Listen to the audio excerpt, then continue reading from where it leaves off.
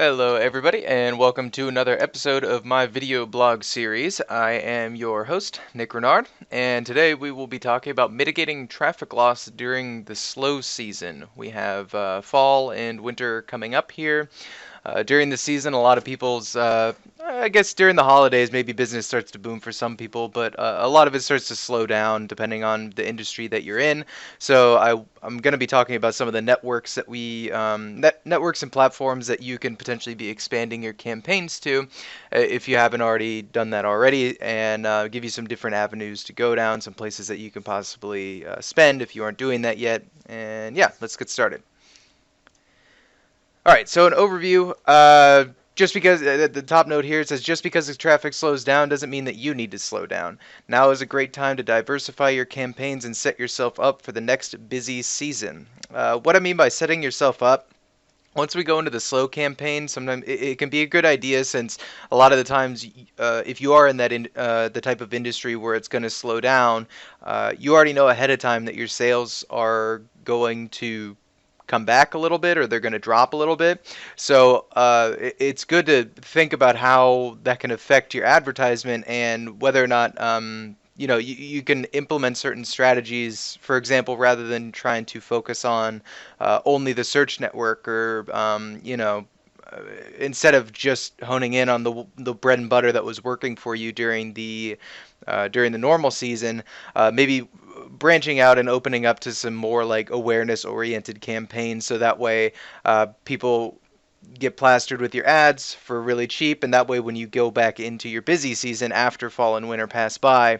uh, you've worked on your brand awareness, and there's a lot more people that would have known your name than there would have been if you had been on the search network. That's just an example, but we'll talk about that a little bit more in a bit here. um, Second note here, learn about some of the basic platforms that you can expand your campaigns to. A lot of people start in online advertisement, and let's say AdWords, for example. It's a very typical place to start for people. They'll start on AdWords because they heard that, well, I want to show up when people type in whatever into their search browser. So they go into AdWords, they create an account, and then they set up a search campaign. Thing is, there's a lot more out there besides just creating search campaigns. Again, we're going to be going over a lot of those in a sec here, so I don't want to go too much into it. But that's what this video blog here is for, is to talk about some of those platforms that you could potentially move your campaigns to. And then last note here, some tips and tricks for setting up campaigns that work for your business. All right, let's move forward. So the four platforms that I'm going to be talking about today are going to be the search network, the display network, Bing, and Facebook. So the search network, we talked about that just a second ago in that example, but if someone types something into Google, you can bid on keywords to show up for those search queries.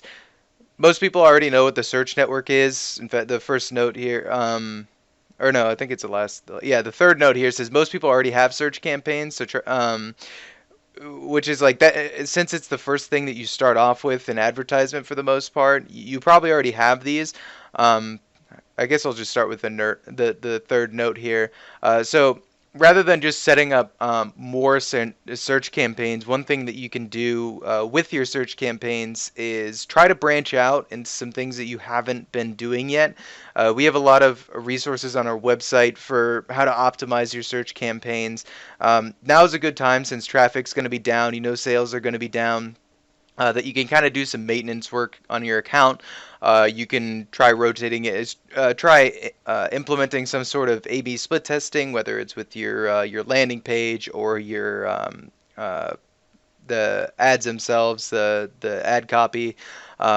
You can implement ad extensions, like adding descriptions to your site link extensions. Things like that can increase your quality scores. And if you are going to cut back spend for your advertisement during a slow season, and again, this isn't just relevant to fall or winter. Your slow season could be summer or spring. But during your slow season, this is a good time to do it.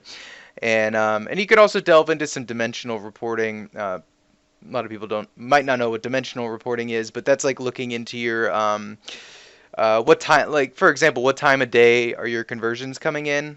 There are reports within AdWords that you can look at to see when your conversions are happening the most or on what days it's converting the most. You can also look into things like mobile reports. These are things that you should probably be doing throughout the year, but if you're kind of behind on it and maybe your online advertising isn't your number one priority in your business, these are the types of things that when you allocate time towards your online advertisement that you can start looking into things to optimize it, so that way coming out of your or coming back into your busy season, you'll already have those adjustments made and you'll be ready again to, kind of do it over, but a little bit better this time. So the first note here says, generally speaking, search network clicks are more expensive than other platforms.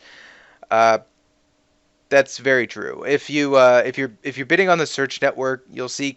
I mean, I've seen clicks go up to $40 before, depending on the keyword that you're trying to bid on. Lawyer traffic, for example, is very expensive. I've seen lawyer or attorney clicks go anywhere from $10 to $20 a click. But even a click that's like $3 or $4 or $1 or $2 could be considered relatively expensive if you compare it to something like the display network. When your season is slowing down, I highly recommend that you back off on the bids a little bit. Just lower them by maybe 30-40%, however much you need to cut your budget by, and try to aim for a cheaper cost per click during the slow season, and we're talking about awareness campaigns in the beginning. Try to reallocate some of that spend. We're about to talk about the display network here in a second, but you can move some of that spend over to other networks. So rather than dumping all of your money into one type of campaign, because eventually you're going to start running into diminishing returns of those campaigns, you can reallocate that spend to other platforms, other networks, and that way you can be getting a cheaper cost per click on both networks, bid a little less aggressively, and when you're getting cheaper clicks, you get more advertisement for your given budget. And then the second note here, and the last note, I guess, since I started with the third, it says try out different match types, keyword expansion. Keyword expansion is one of those things that just doesn't get done enough in accounts. You'll start off with a list of keywords, and everything's on phrase and exact match, but you've always been too scared to try broad match. Now's the time. I mean, if business is slow, this is a time to experiment with things, because if things are going to be lagging and it's not going to be great performance anyways, then now is a great time to kind of test the waters with that, see where the cost per click is, set up some campaigns with broad match, see what the conversion rates are, look through your search term reports, etc., etc., etc. Again, if your season is slowing down, now is a great time to be trying out new things.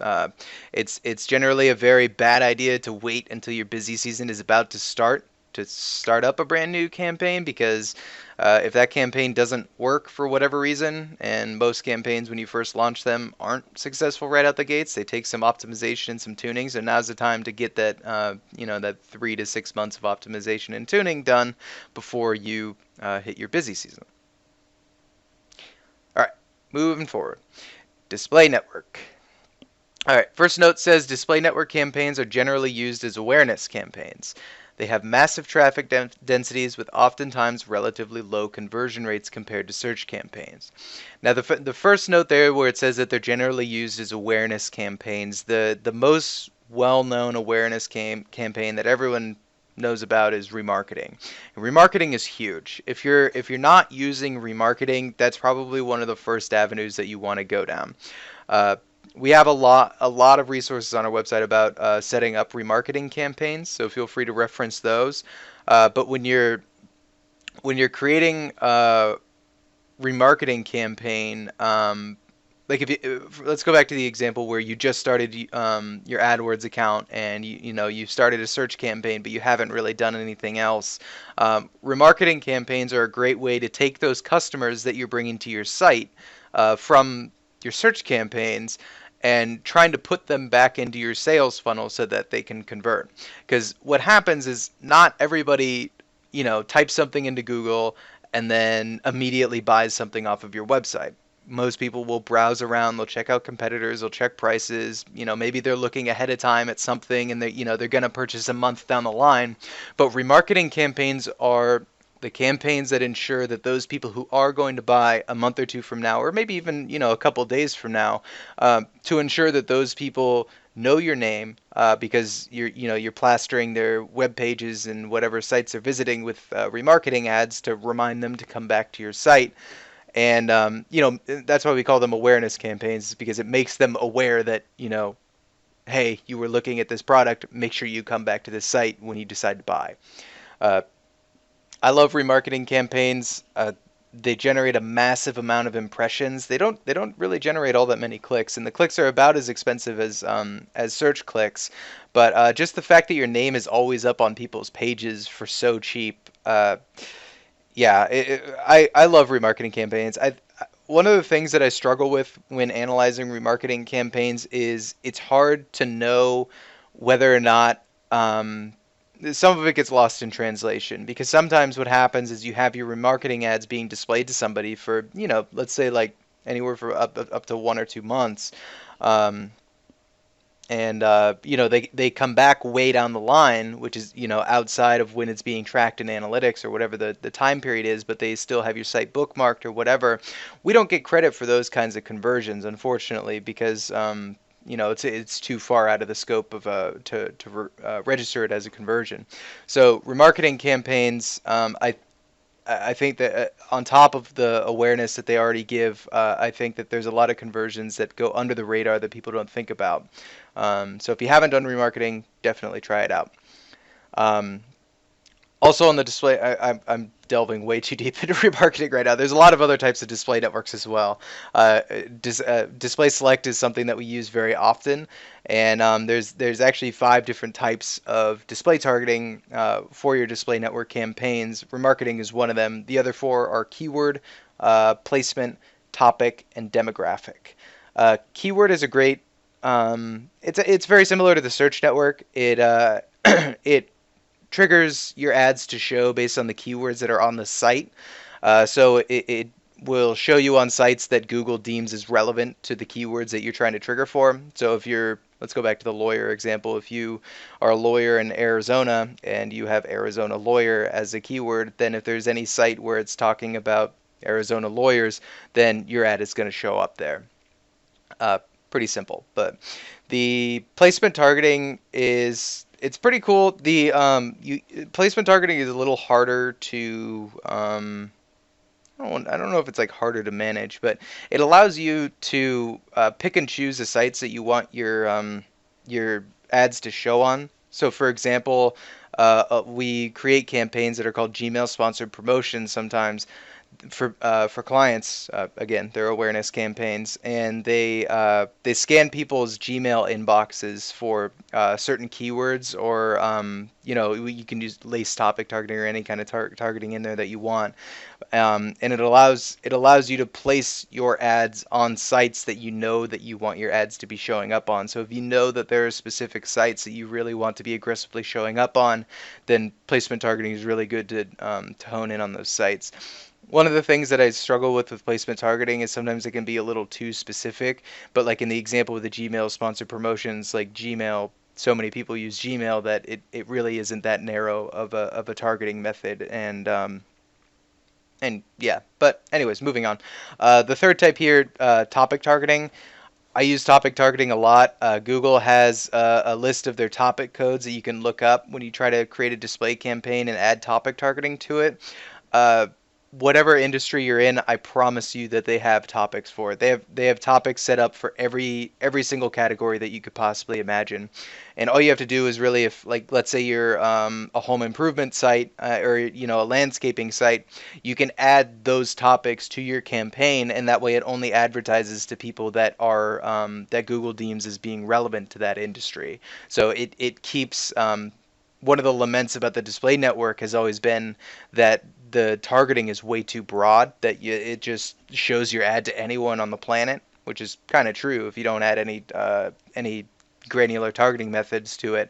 But using the any of these targeting methods, keyword, placement, topic, whatever, allows you to narrow that down to only the people that are going to be interested in your products or are likely to be interested in your products. And then we talked about remarketing already. The last one here is demographics. I actually don't use demographics all that frequently. However, if you are in an industry where you're only trying to advertise to, men or women, or maybe I think they have like parental status. What else? They have income. Well, they only have income targeting in the United States, but whatever. You can advertise on income, and then there's one more that I'm missing here. Uh, did they do age? I know they have age. I don't know if I said age, but yeah, demographic is another way that you can target people. If you sell feminine hygiene products, then you probably want to cut men out of your market. So that would be an example where demographic targeting would be extremely useful. Um, I personally don't have any feminine hygiene clients, not yet, but if I did, I would be using demographic targeting. Last one here. Use image ads and text ads. A lot of people don't know this. They think that well, maybe it's not that they don't know it, they just don't think about it. On the display network, you can run both image and text ads. So some people, maybe they haven't created image ads yet, or they haven't found the resources to get image ads created. That's definitely a route that you can go down. There's a lot of recommended banner sizes from Google that you can just look it up, recommended image size ads, and it'll give you the dimensions and the file types that you need to get, and you can get images created and run those images. Oftentimes we'll see that one or the other performs significantly better. Usually image ads do better than text ads, but I have seen it go the other way around.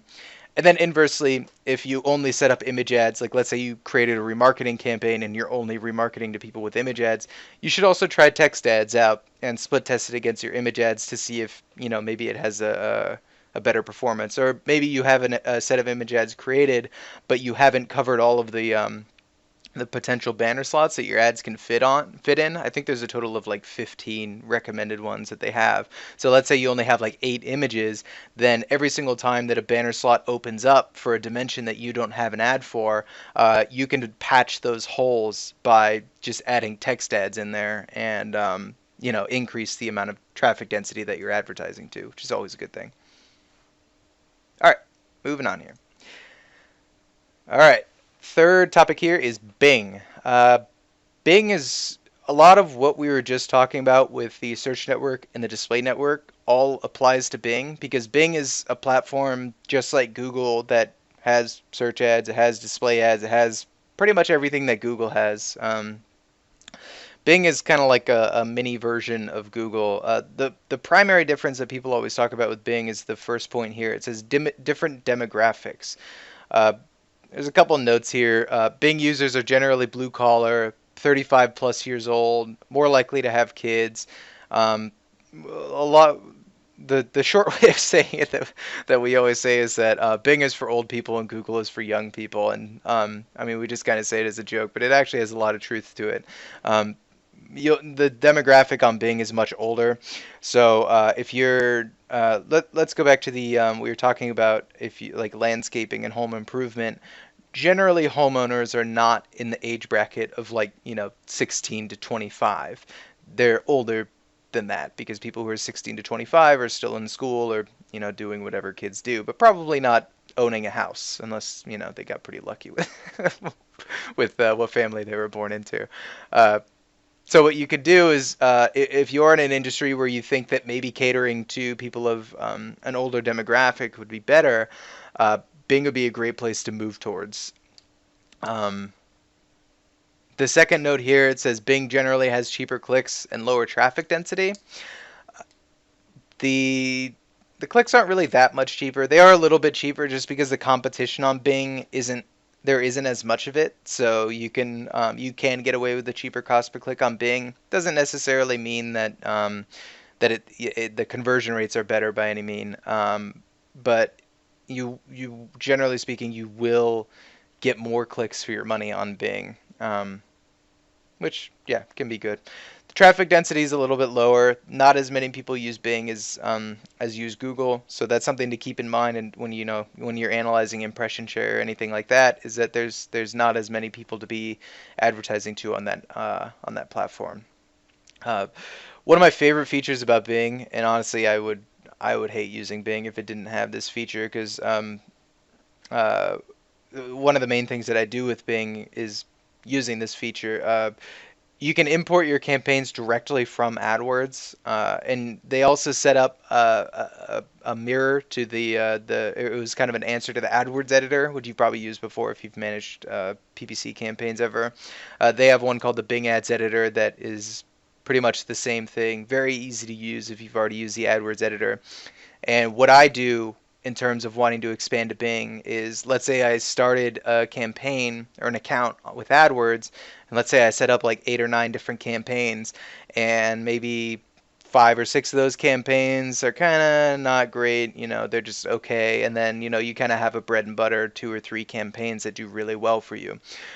When I want to expand to Bing, what I do is I take those campaigns that are performing really well on Google, and I immediately move them over to Bing, because it more often than not, I would say maybe 75-80% of the time, those campaigns are also going to do well on the Bing network. Let's say you try those 2 to 3 out and it doesn't work, I still recommend that you try your other networks on the Bing network, or I'm sorry, your other campaigns on the Bing network. You really never know what the conversion rate is going to be like for any given campaign, so you can always try to move it over to Bing, see how it does there. Bing is, I would err on the side of caution with Bing.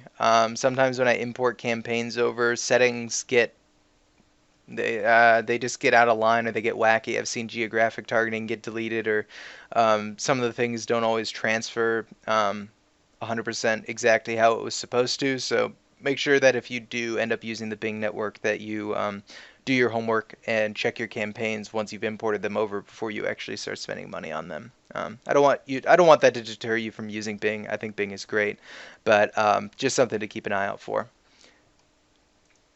And then last but not least here, Facebook is another route that you can go down.